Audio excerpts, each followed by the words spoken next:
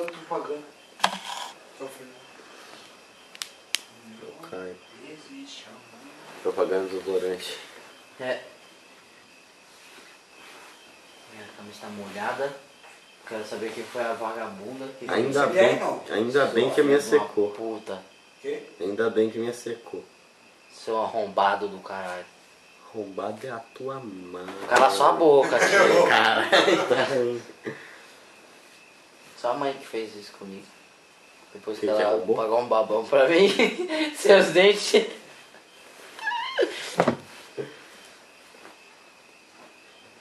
Mas tá boa ainda.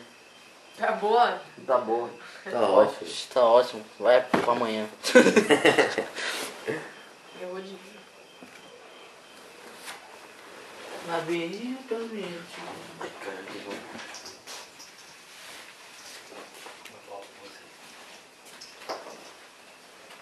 Não existe amor em Paraná, especialmente no resort, onde as meninas vivem, onde o carneiro dorme, igual a você.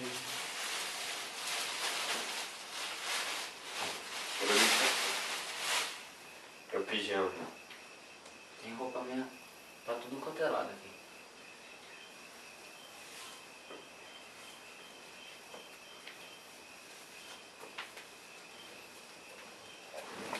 Ah, vai tomar no cu, não acredito que vocês fizeram isso, velho. O quê? Ó, não viu não, cara. Carneiro que você falou. Esse arrombado, né, mano?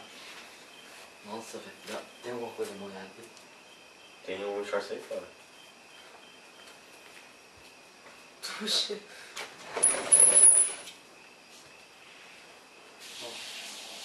Qual? É o mais Seu esquerdo. filho vai tomar banho. Tem que tomar banho. Escovar o dente.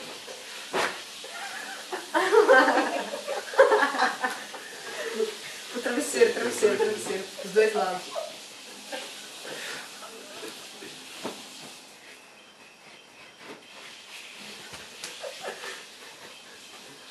Molhou, molhou. Molho. Torce, torce. É, cara, torce aí.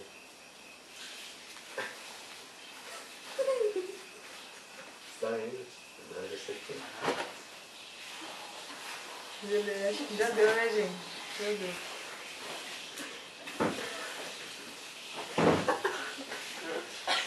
Tá bom, deixa lá, deixa lá. Tio.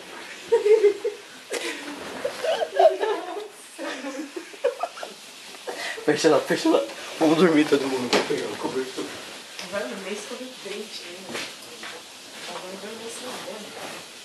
Vai que se foda. Filho de uma puta. Carneiro é bom, filho da... Cheiroso o bagulho, né? Tudo é cheiroso, velho.